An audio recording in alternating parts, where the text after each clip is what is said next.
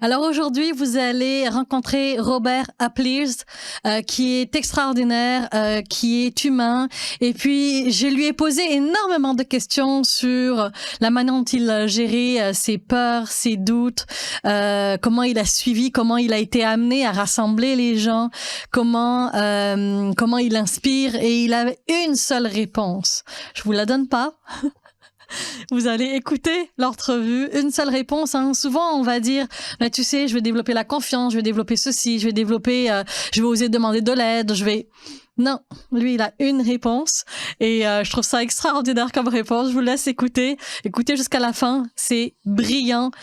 Prenez le temps, prenez de notes et puis surtout, regardez à l'intérieur de vous quand il y a quelque chose qui sort, commence à vivre. C'est ça qui vous montre que vous êtes en train d'apprendre et qu'il y a peut-être quelque chose à aller gratter et apprendre sur vous.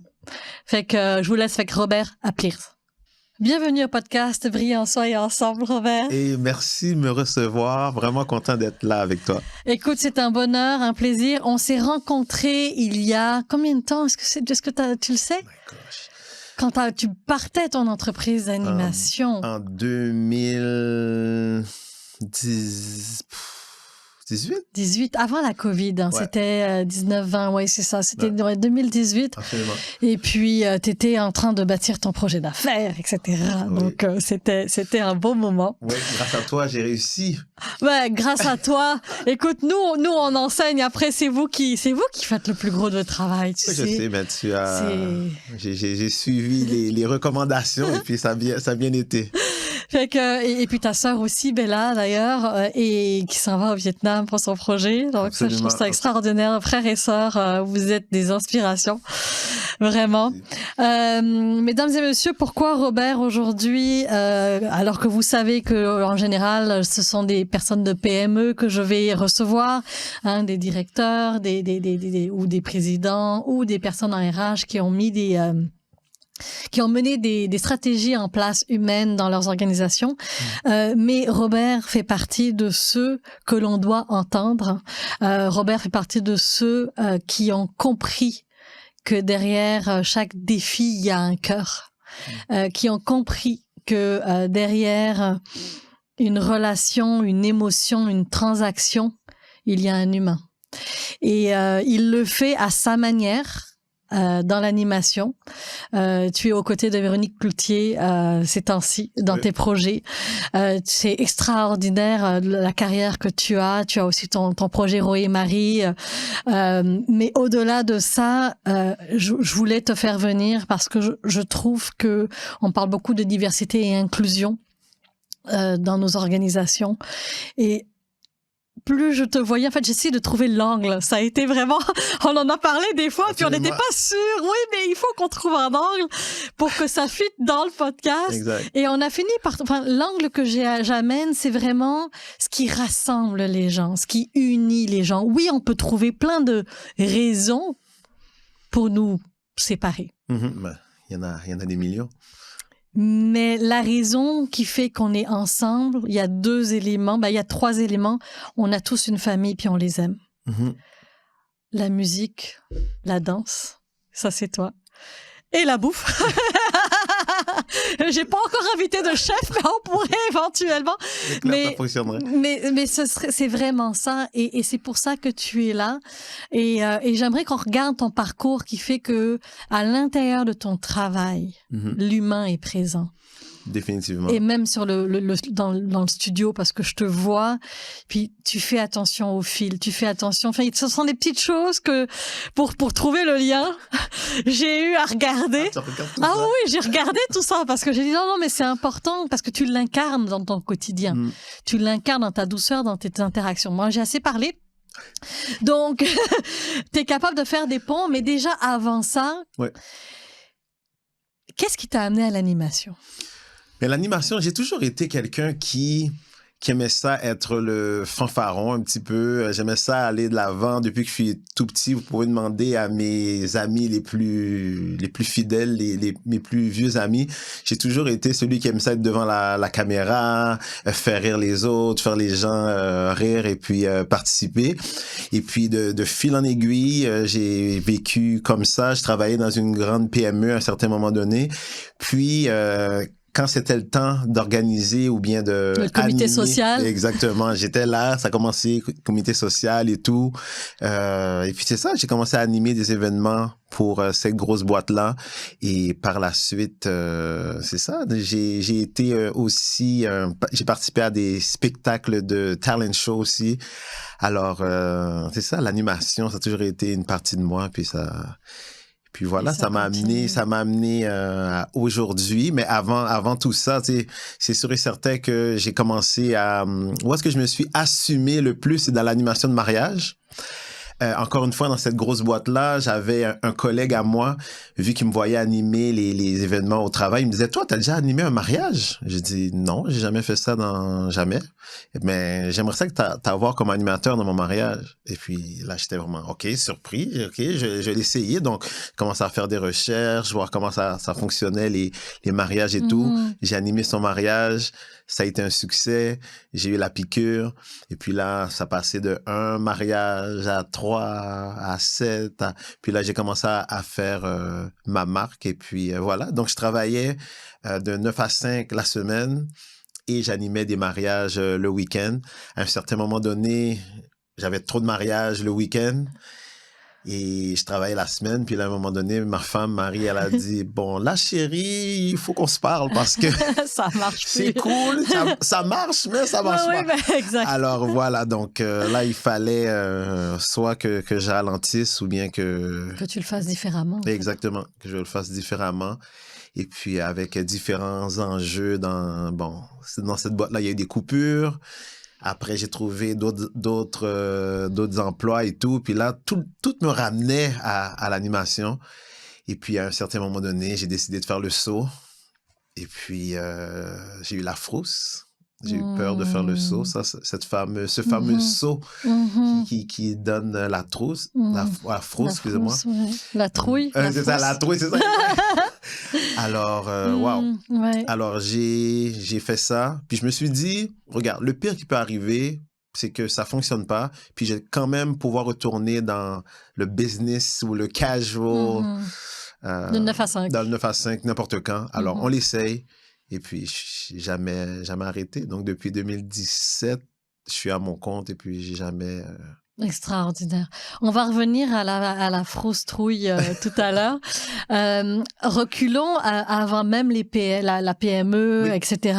Quand tu étais enfant, est-ce que tu l'avais, ça, dans le sens, ce côté d'animation? Tu disais fanfaron, mais oui. Dans quel sens fanfaron? Parce que ce sont des qualités que t'as mis sous lumière et que t'as travaillé après. Exact. Donc, tu sais, faire rire les gens. Je pense que si j'ai un super power, un super pouvoir, ce serait d'être près des gens, faire les gens rire, faire les gens passer un bon moment, connecter avec eux. Je pense que c'est ça mon truc. Puis que ça soit sur un plateau de télévision, que ça soit dans un mariage, que ça soit un anniversaire, que ça soit même une conversation dans un café. Je pense que naturellement, ça va vers l'humain. Tout à l'heure, dans ton introduction, quand tu parlais du cœur, quand tu parlais d'humain, ça me parle vraiment beaucoup. Parce que je le fais vraiment naturellement, puis ça vient d'une bonne place, en fait. Est-ce que quand tu étais petit, que tu avais envie de connecter, de faire rire les gens, est-ce que c'est venu de défis que vous avez vécus ou qui fait que tu avais besoin de jouer ce rôle ou c'est la famille qui était comme ça dans cette bonne humeur-là, cette ambiance-là de vouloir contribuer, je pense que c'est la famille. Puis j'ai toujours été, même dans ma famille immédiate, j'ai toujours été celui qui faisait rire. Ma mère a toujours été mon meilleur public, elle riait toujours à mes blagues, mes sœurs aussi, après mes amis, puis ça a toujours grossi. Ah ouais, vraiment. Je me souviens, Lisa Nichols, je sais pas si tu connais Lisa Nichols, mais elle est motivation, elle fait beaucoup de choses aux États-Unis, et elle disait que elle écrivait beaucoup de shows et de spectacles, mais tout était avec sa grand-mère. Elle faisait tout devant sa grand-mère. Sa grand-mère a dit, mais tu sais que pour le moment, il y a juste moi, hein. Fait que t'as pas testé rien. Va dehors, va tester, puis va le vivre. Ben, c'est comme ça qu'on le sait, hein. Ouais, mais moi, sans blague, j'ai été béni pour ça, de pouvoir... tu sais, je suis pas un humoriste ou de choses comme ça, mais quand même, le côté d'être spontané, connecté avec les gens, faire les gens rire, Sans blague, c'est mon truc. Et justement, mais à l'intérieur de tout ça, il y a plusieurs médiums que tu utilises parce qu'au final, tu sais, je pense que tu chantes, tu arrives à danser, tu arrives à faire rire en même temps. Fait qu'il y a plusieurs éléments. Est-ce que tu as eu la sensation, puis je pose ces questions-là parce que il y a beaucoup de gens, et peu importe aujourd'hui où on se retrouve, hein, nos jeunes qui savent pas ce qu'ils veulent faire plus tard, comme des gens de 40 ans qui disent, moi, j'ai besoin d'une autre carrière, j'ai besoin de faire autre chose de ma vie. Comment on fait pour quelqu'un, justement, qui n'a aucune idée, on dit, j'aime faire rire les gens. OK, so what? Puis après, je fais quoi avec? C'est quoi que tu as fait pour pouvoir te reconnaître dans ces capacités-là que tu as aujourd'hui? Sans blague, là, je pense que j'ai vraiment été guidé. En fait, je pense que là, en termes de spiritualité, ma croyance, je pense que j'ai été guidé vers ça. Tu sais, c'est sûr et certain que j'avais peur, mais en même temps, j'avais une sérénité à y aller puis d'essayer. Moi, je pense qu'il faut essayer. Il faut le faire, il faut essayer, il faut se donner la peine. Quand tu as un appel, je crois que ta pire erreur, c'est de ne pas l'écouter parce que c'est comme une intuition, c'est ton appel. Donc, essaye-le au pire. Le pire, qu'est-ce qui va arriver? C'est que ça ne fonctionne pas. Donc, tu vas bifurquer, tu vas faire quelque chose d'autre. Mais je pense que c'est de l'essayer. Ouais, j'aime beaucoup cet appel-là parce qu'il y a beaucoup de gens qui vont dire, je sens qu'il y a quelque chose, mais je sais pas quoi. Bon, mais mets-toi à l'action, parle à quelqu'un et puis tu verras ce quelqu'un-là. Puis à force de parler, il y a peut-être quelqu'un qui va te poser une question qui va t'amener sur la bonne affaire. Ouais. Fait que revenons à, donc, danse, chant. Danse, chant, bon, dans le fond, ça tout part de, et puis, tu vois, encore, c'est des choses, c'est incroyable. Tout part de, encore une fois, je travaillais dans la grosse boîte. Moi, à mon bureau, à mon cubicule, je prenais des appels au service à la clientèle. Il y a quelqu'un devant moi. Puis moi, entre les appels, moi, je fredonne. Donc, je fredonne. Puis le gars en face, quand il y a une annonce pour le talent show, il me dit, mais pourquoi tu profites pas de participer au talent show? Là, j'étais comme, je sais pas. Il dit, mais arrête, je t'entends chanter à longueur de journée, à tous les jours. Essaye-le, puis vas-y. Là, j'ai commencé à chanter là. Alors là, je me suis assumé un petit peu plus. Et là, ensuite, j'ai rencontré Marie. Marie, elle chantait déjà dans un groupe. C'est ça, elle chantait déjà dans un groupe avec un ami.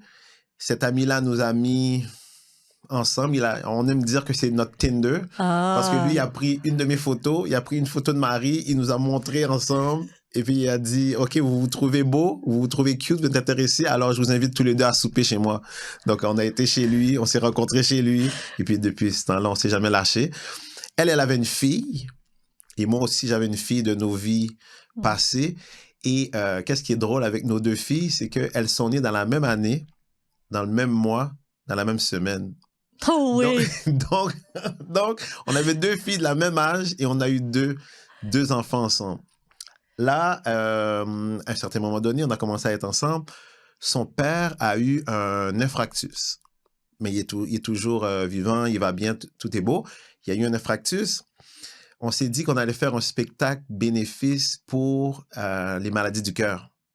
Alors, c'est de là vient le projet. C'est là vient le projet Ro et Marie, exact. On a fait le premier spectacle pour lui.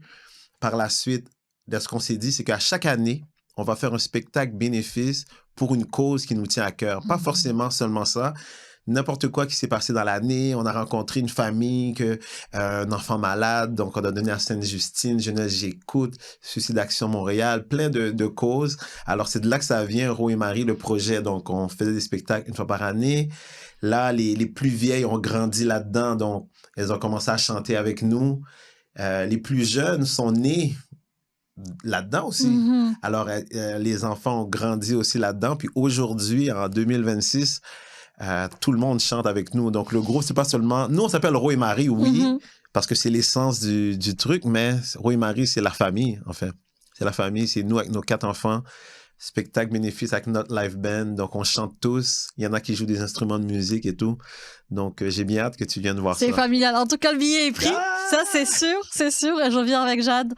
Qu'est-ce qui te touche le plus de la scène, justement? Parce que, tu sais, la musique, pour moi, c'est elle est là pour supporter une émotion.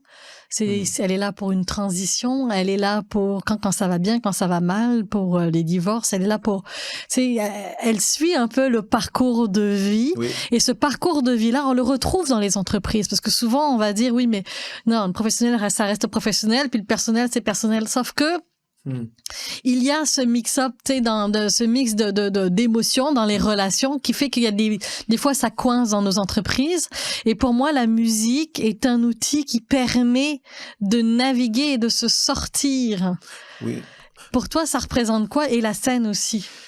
Mais ce qui arrive, c'est qu'il y a une petite partie thérapeutique dans la musique aussi. Donc, quand ça va moins bien également, des fois, quand tu veux expliquer des trucs, quand tu veux t'exprimer, puis ça passe pas, à travers la musique, ça peut aider également.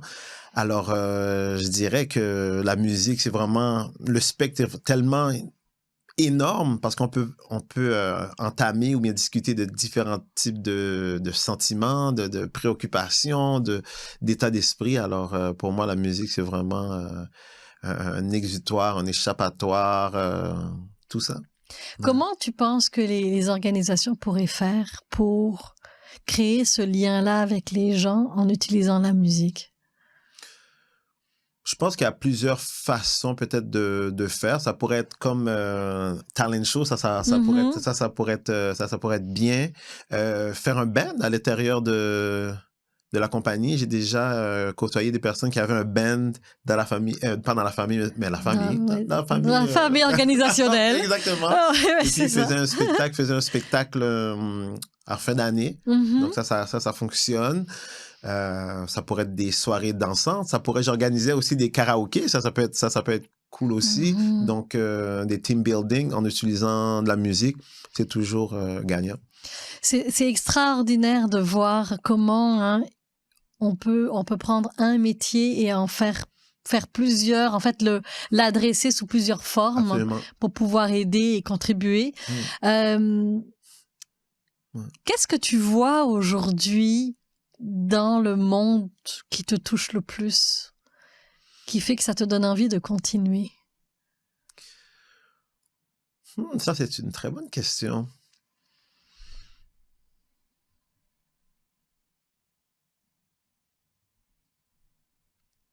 Qu'est-ce qui me touche? Mais si je parle pour mon expérience que j'ai présentement, qu'est-ce qui me touche, c'est comment ma femme et moi, on influence positivement nos enfants. Je pense que ça me touche particulièrement. Ils sont vraiment très bienveillants, les quatre. Ma fille, la plus vieille, la mienne, elle travaille présentement, elle est travailleuse sociale. Donc, le souci des gens, donner aux autres, donc ça fait partie de son travail. Mon autre fille, parce que j'aime dire que c'est ma fille aussi, Alexa, elle travaille dans le domaine, elle travaille dans plusieurs trucs, comme par exemple le souci des animaux de ferme, des choses comme ça, donc aider les autres, aider des fermiers, des trucs comme ça. Elle travaille vraiment dans l'agriculture. Nos plus jeunes, eux, sont vraiment à travers l'école, à travers leur équipe de basket ou bien de hockey, ils sont vraiment des gens qui sont vraiment de collectivité, gens d'équipe, toujours positifs et des choses comme ça. Donc, je pense que le fait d'avoir implanté cette graine-là par rapport au spectacle donné aux autres, donné à chacun, ouvre vraiment des belles valeurs à nos petits. Oui. Alors, je pense que c'est ça qui me touche. Puis à travers le monde, si on peut faire une différence, parce que je vous dirais qu'il y a environ près de 500 à 600 personnes qui viennent nous voir en spectacle, si ça peut toucher, je vous dirais, une personne, si ça touche une personne, on a fait notre travail, on a fait la différence, mais en espérant qu'on en touche plus qu'une. Bien sûr, bien sûr, c'est sûr. Tu parlais tout à l'heure de frousse, justement. Oui. Dans les moments charnières, les moments où tu as des décisions à prendre, les moments où tu dois changer, tu sors de ta zone de confort. Puis là, donc, de partir de la PME pour aller bâtir ton entreprise, c'en était une. Rentrer dans un studio avec quelqu'un de reconnu comme Véronique, ça a été une autre frousse aussi. Ça là.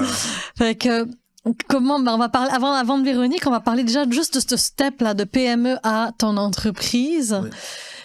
Comment tu as géré cette peur-là? Parce que cette peur-là, elle est partout, elle est dans nos organisations aussi, elle est dans notre personnel aussi. Comment tu la gères?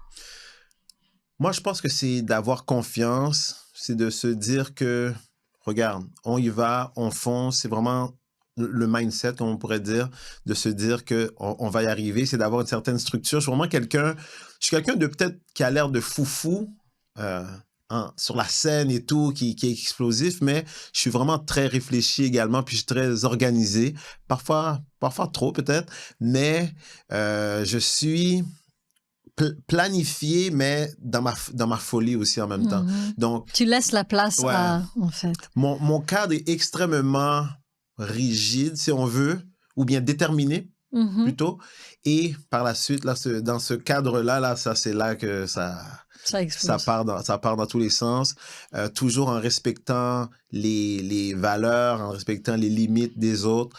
Je suis pas le genre de personne ou animateur qui aime ça aller, comment je pourrais dire, roaster les gens ou bien oui. embêter les gens. Ou rire d'eux. Ouais. Exactement, pour faire rire les autres. Donc moi, je veux que tout le monde passe un bon moment. J'aime dire que tout le monde est en sécurité avec moi. Alors, c'est super important pour moi. Donc, pour répondre à ta question, c'est vraiment de te faire confiance, être structuré. Et puis, voilà. Est-ce que tu avais pu mettre des mots sur cette peur-là? C'était quoi ces peurs-là? Moi, je pense que c'est la peur de l'échec, peur de ne pas avoir assez de contrats pour subvenir aux besoins de ma famille. Parce que moi, ma plus grosse pression, si on veut, c'est de subvenir aux besoins de ma famille. C'est vraiment ça mon truc. Si j'étais tout seul, c'est autre chose. Mais là, maintenant, j'ai été des 4 enfants, ma femme, tout le monde, le foyer, à prendre sur mes épaules, prendre soin. Puis pour moi, c'est est-ce que c'est encore un stress aujourd'hui ou moins? Oh non, moins. Moins, parce que, tu sais, la roue est partie. Ben, je dis moins. Dans le sens que si quelqu'un m'appelle puis me dit j'ai un contrat pour toi lundi, mardi, mercredi, jeudi, vendredi, je pense que je vais prendre les 4. Parce que dans le monde d'entrepreneur, on ne sait jamais qu'on va en avoir un autre. Alors, pour moi, en prendre un à chaque fois. Mais là, maintenant, il m'arrive plus souvent de dire des noms, mais il y a toujours cette petite pression-là ou ce petit truc-là qui dit « on ne sait jamais quand je n'aurai pas. Est-ce que je vais en avoir l'année prochaine? Est-ce que je vais en avoir l'autre l'année d'après? » Est-ce que tu as grandi avec des parents entrepreneurs ou Non. Non? Okay. Ben oui. Ma mère, moi, je viens d'une famille haïtienne, donc j'ai grandi avec ma mère. Ma mère était infirmière bachelière, mais en même temps, elle faisait plein de petits trucs pour pouvoir subvenir à nos besoins aussi en même temps. Donc, oui et non, en réalité, parce qu'elle avait son 9 to 5, comme on pourrait dire, ou bien son 9 to 9, comme on pourrait dire, parce qu'elle travaillait énormément. Alors, oui, je pense que c'est elle qui m'a donné cette bride d'entrepreneur, de toujours être en mesure de trouver des moyens, prendre ça ici, l'amener là, ramener là. Déplacer. Oui, exactement. C'est un casse-tête. Je pense qu'on a grandi quand on a quelqu'un d'entrepreneur dans notre famille. Ouais. On est toujours en train de dire qu'est-ce que je peux faire de plus? Qu'est-ce que je peux faire de différent? Comment je pourrais le faire différemment? Ouais. Qui je pourrais faire rentrer? À qui je dois parler? Ça n'arrête pas. Ça n'arrête pas. Puis ça va vraiment avec les réseaux de contacts aussi que tu as. Si quelqu'un me parle de quelque chose, je me souviens, telle personne faisait ça. OK, je vous mets en contact. Donc, faire une collaboration et puis être le point de contact. Bien sûr. Oui, ça, c'est beau. Dans tous les moments, justement, de défi, les moments de... Est-ce qu'il y a eu des moments de doute? Oui, c'est sûr. Encore une fois, dans cette même période-là, c'est le doute, c'est de dire, est-ce que je vais être à la hauteur? Est-ce que ça va être suffisant? Est-ce que je vais être capable? Mais... Est-ce que tu as été entouré? Est-ce que c'est qui les personnes qui t'ont inspiré et puis mentoré peut-être des... Je te dirais que j'ai vraiment été avec ma foi. C'est vraiment ça, vraiment ça. Parce que moi, je suis du genre... c'est de me faire confiance parce que même ma femme, je lui ai pas tant parlé de ça parce que je voulais pas l'inquiéter. Alors, je me suis mis cette pression-là, donc de pas inquiéter les Fait que gens tu l'as dans mon envoyé à foyer. l'univers et t'as dit, bon, bah, c'est avec toi et moi, on va le C'est régler. toi et moi. C'est toi et moi. En fait, moi, je te dis, règle-le. Ouais. Ouais, c'est ça. C'est Non, à peu parce que près ça. je vais pas inquiéter les... Bien sûr, je ouais, comprends. ouais. Ouais. Mais j'aurais peut-être dû faire ça différemment, parfois, mais... Mais Ouais. j'aime que tu dises ça parce que des fois, pour avoir vécu, enfin moi j'ai vécu quelque chose il y a pas longtemps et j'en ai parlé pour la première fois à mon mari, tu sais, ce stress d'entrepreneuriat, de développer toujours et de recommencer à chaque année. C'est pourtant j'ai déjà des contrats cette année, ça a été, mais ça a été plus difficile cette année que les autres années. Et là, je lui dis, oui, mais c'est à chaque année. Tu es en train de me dire que ça fait 15 ans que tu as ton entreprise, ça fait 15 ans que tu ne m'en parles pas. Mais pour la première fois, j'avais touché ma vulnérabilité. J'ai montré la femme qui n'est pas l'enseignante en entrepreneuriat, qui n'est pas l'enseignante de qui que ce soit, quoi que ce soit, mais qui était dans ses retranchements en disant, je le sais plus. Et ça lui a permis de jouer son rôle de protection, exact. de mari. Et j'ai dit, écoute, là, je vais ralentir, tu sais, de vouloir les repas et tout ça. Il m'a dit, OK, t'as besoin de quoi? Fait que j'ai écrit mon livre en plus, le 3e qui sort bientôt l'été dernier.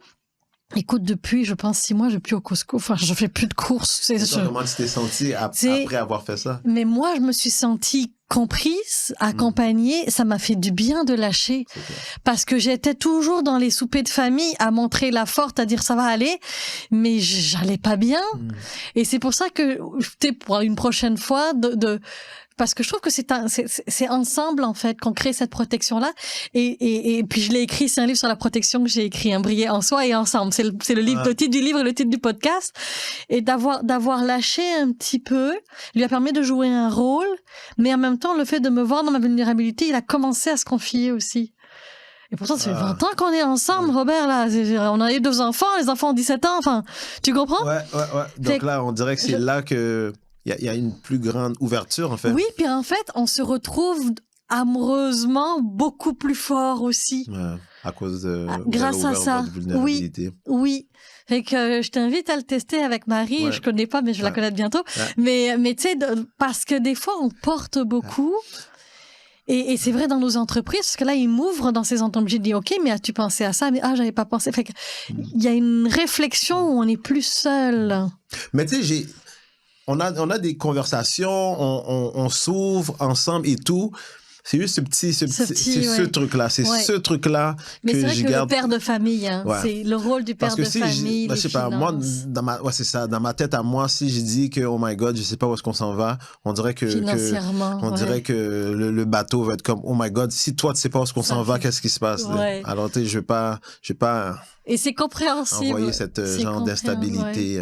C'est compréhensible. Mais t'es fort d'avoir pu passer à travers malgré tout. Et puis, comme tu dis, je trouve ça beau parce que la foi est quelque chose que je me sers de plus en plus, en fait, depuis des années, mais beaucoup plus cette année parce que pour moi, c'est se laisser guider et puis dire, OK, bon, mais il y a ça, moi, je sais pas le régler. Alors, j'envoie ça à l'université et puis il y a quelqu'un qui va venir avec une réponse. Ouais, c'est clair. Parce que je veux plus réfléchir à ça. Faut être attentif aux signes aussi. Oui. Ouais.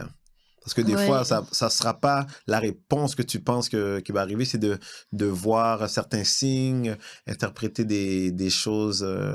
Ouais, vraiment. C'est beau.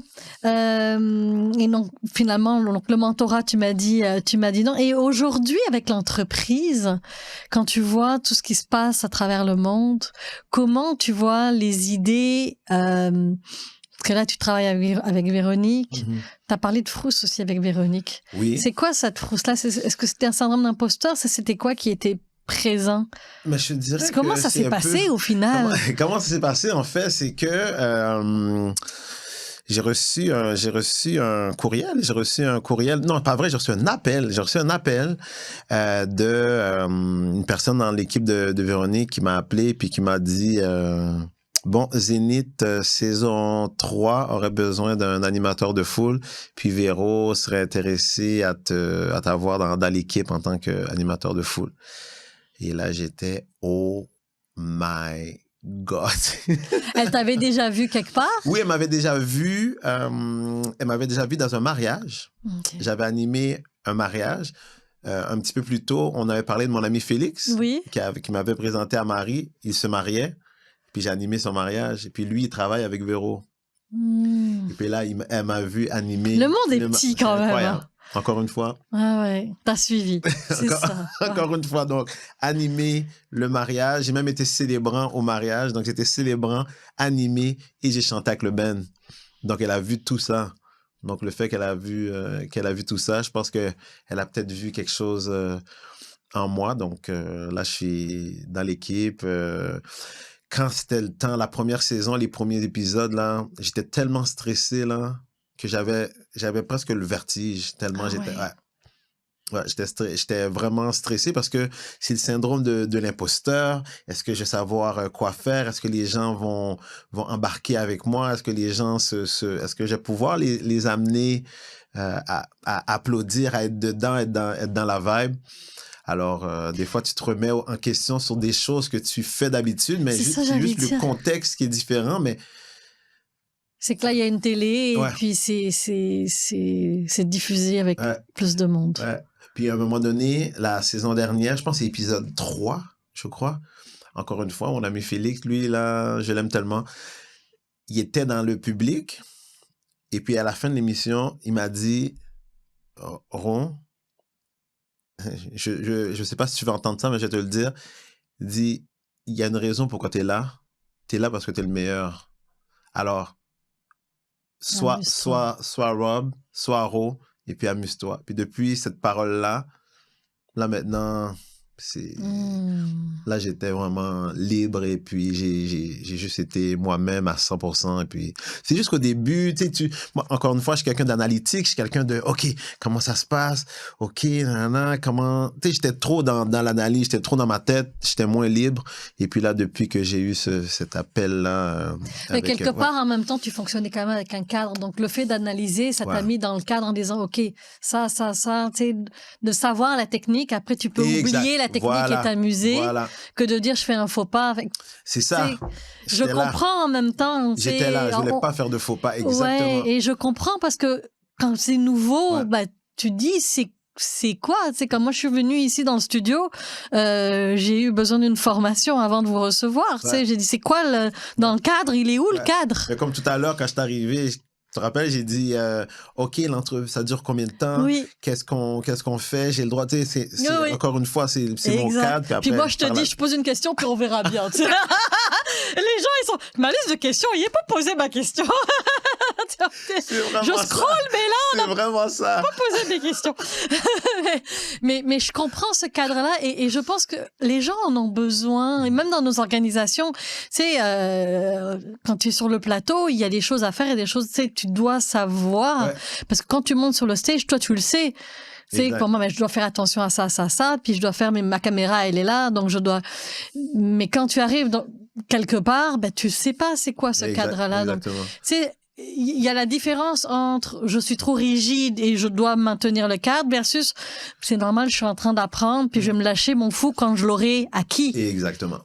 Ou l'aurai intégré. Fait que c'est cette partie-là. Moi, c'est ça. Je pense que c'est un peu la sagesse professionnelle qui fait ça aussi en même temps pour savoir. C'est ça, mon terrain de jeu. Oui, puis ça sécurise, c'est notre manière de nous sécuriser. Enfin, moi, j'ai des formations souvent que je vais donner pour la première fois, mais que j'ai donné en coaching, des outils, mais forcément, j'ai comme besoin de ma tablette à côté avec mes notes au cas où j'oublie ce que j'ai à dire dans ma diapo. Oui. Donc, oui.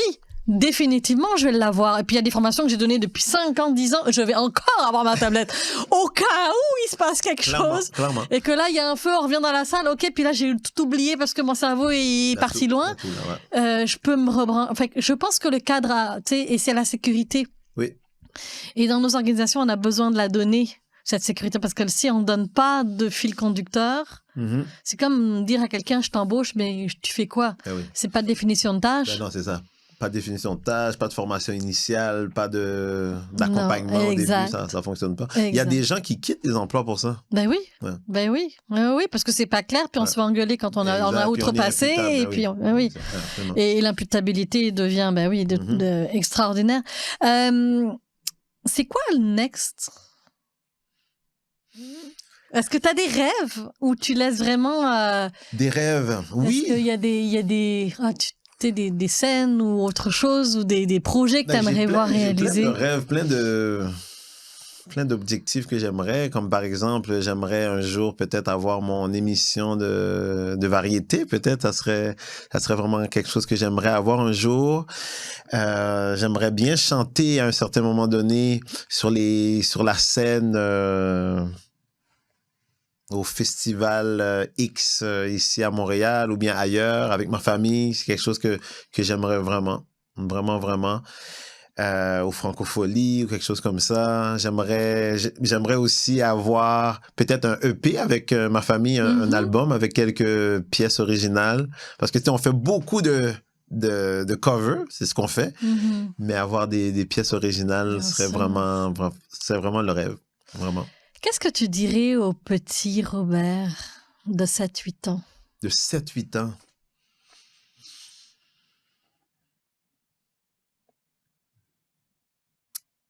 Amuse-toi. Fais-toi confiance. Continue à faire rire les autres. Mais ne prends pas toute la place. Parce que en vieillissant, j'ai appris que c'est bien être drôle, prendre le micro, j'appelle ça, puis je dis ça à ma plus vieille parce qu'elle est un peu comme moi. Tu peux prendre le micro, mais tu dois le passer aussi de temps en temps. C'est pas toujours toi qui dois parler le plus fort, faire les blagues, mais toujours parler puis prendre l'espace des autres. Tu dois laisser les autres parler aussi puis y aller quand c'est le temps. C'est ça. Donc, je pense que c'est ça que je dirais. Amuse-toi, continue à faire rire les autres, mais laisse la place aux autres aussi. Merci infiniment, Robert, d'être venu au podcast Briller Soir Ensemble. Vraiment un bonheur de te recevoir. Je suis vraiment content d'avoir été là. C'est fini? Écoute, le temps passe. Mais non, on fait un spécial. On continue. On peut continuer. C'est qui la personne qui t'a inspiré à chanter? On va y aller. On va là. Moi, la personne, mon go-to, c'est Michael. C'est MJ. C'est mon ange gardien. C'est mon artiste. C'est l'artiste ultime. C'est vraiment... Ah ouais, vraiment. C'est vraiment l'artiste. Que ça soit la danse, le chant, ses textes, les sujets abordés. Je pense qu'il était en avant sur son temps. Je pense que quand j'étais plus jeune, puis j'écoutais du Michael, je me rendais pas compte de l'artiste qu'il était. Tu sais, c'est sûr que il y avait la danse, les trucs, tu sais, parce que c'est tape à l'œil et tout. Mais il y avait une profondeur dans ses textes que... Ouais, vraiment. Vraiment, c'était réfléchi à un niveau qu'on n'était peut-être pas prêt puis qu'on n'était pas. Et même dans ses albums, les images de ses albums, chaque mot était. C'est maintenant qu'en vieillissant qu'il y a des choses des textes ou des choses que je vois, je suis comme oh my gosh, c'est ça. Oh my, c'est incroyable. Vraiment, si les gens they were sleeping on MJ. Ressortez les albums puis écoutez, vous allez voir, vous allez... nous, c'est ce qu'on fait aussi. Vous aurez deviné, on est deux fans. On est deux fans. Mais effectivement, moi, ça a été ça, Man in the Mirror. Moi, ça a été change la personne qui est devant le miroir. C'est ça qui a fait que je fais ce que je fais aujourd'hui. Félicitations. Ça fait que c'est, à mon avis, c'est d'inspirer, c'est le cœur. C'est le cœur à la bonne place, l'humain. Ouais. C'est d'aller vers les gens, le cœur. Puis tu vois, tu mentionnes cette chanson-là, puis tu sais, je me rends compte que ça me touche aussi, puis c'est vraiment littéralement ce qu'on essaie de faire. Puis regarde, j'ai réussi à le faire, toi aussi tu réussis à le faire, donc on continue. On va continuer. Merci. Merci à toi, merci. Merci.